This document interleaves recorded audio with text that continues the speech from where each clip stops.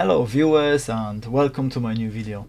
In today's video I would like to talk to you about royalties, music royalties.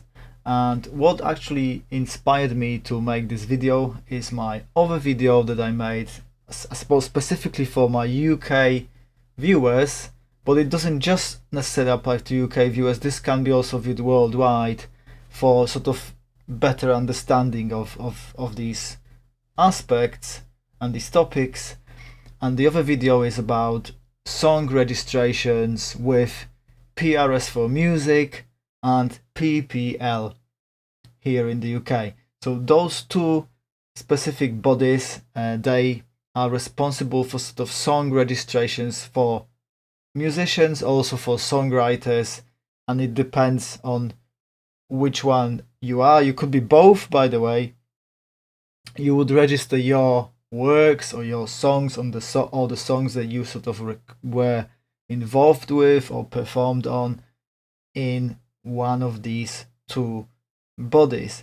Now, the questions that have been asked by some of my viewers have been around sort of asking me to explain more about why would you register rather your songs with PPL or PRS or both, because I think there's still some confusion out there. And I'm not actually surprised, because to be honest with you, when you are an independent artist and you try to figure this all out by yourself, it can be a little bit daunting, and it can be a bit overwhelming of an exercise.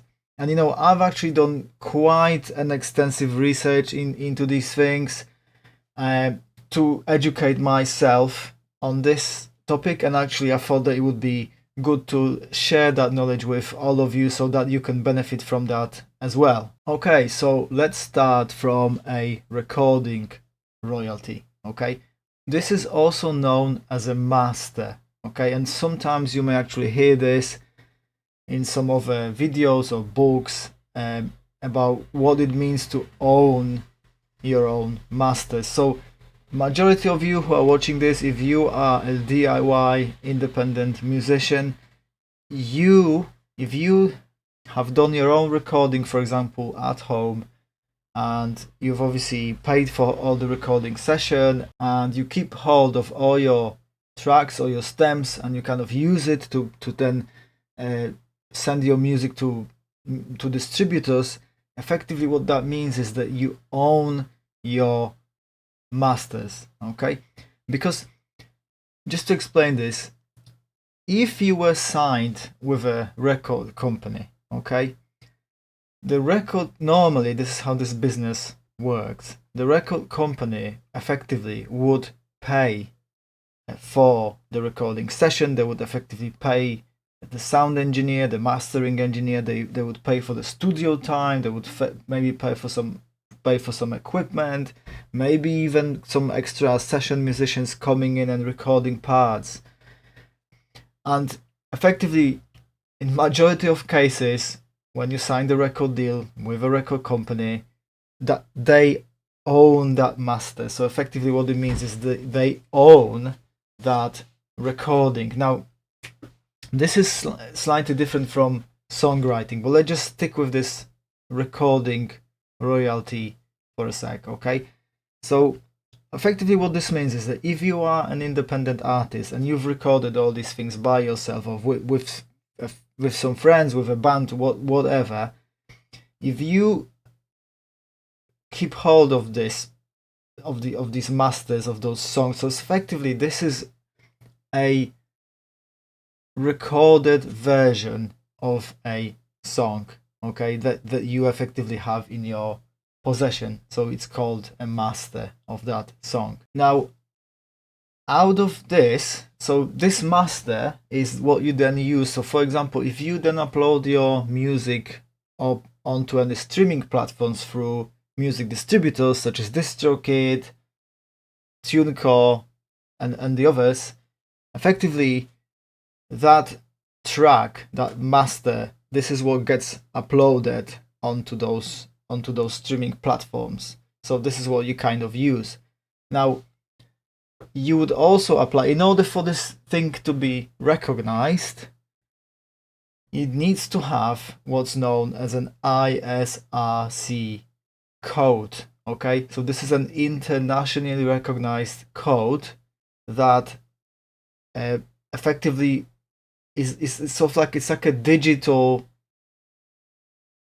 stamp, if you like, on that song that recognize it. So wherever that song is played, effectively that digital stamp goes with it, and it sort of exists, and this is how you sort of recognize that this is that particular master. Now, when it comes to song registration, and as I was explaining in my other video in terms of how to register those songs, the body that is responsible for registering the masters, the recordings, is in the UK is called PPL. Okay, and this is the one where it's so free of charge to join. Okay, so you can join it free of charge and you can become a member of PPL. Now, why this is important is because this doesn't depend on whether you have written the song necessarily, but if you have recorded or have been present on during that recording session, even as a musician, not necessarily a songwriter, you could be owed royalties that PPL would pay you effectively. So if your song, for example, gets used, played on the radio or on TV, effectively if it gets broadcast, you would be owed those recording royalties. Okay, so this is what it looks like effectively. So if this was a record company would be distributing some of these royalties to their artists. But also, if you are a recording artist and you are registered with PPL, you could be owed some of those royalties for the songs that you have been on, so you have basically taken part in. Now, this is the difference between PPL and then PRS, but effectively this is about the type of copyright and the type of royalty that you would be owed. Okay, so think about it this way. When it comes to PRS for music deals with publishing royalties, if you like. Okay, so this is slightly different. So there's recording royalties, and then there's the publishing royalties. Okay, now the publishing royalties are royalties that a songwriter or songwriters or a composer or a group of composers are owed for when their work is either reproduced or performed.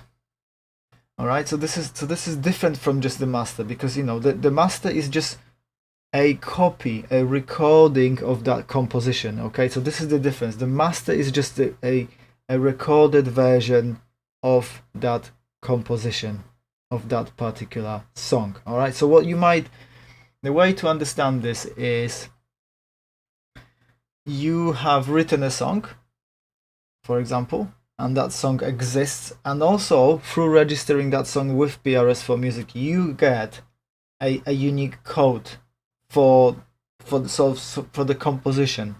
All right, so that code, you only register this once.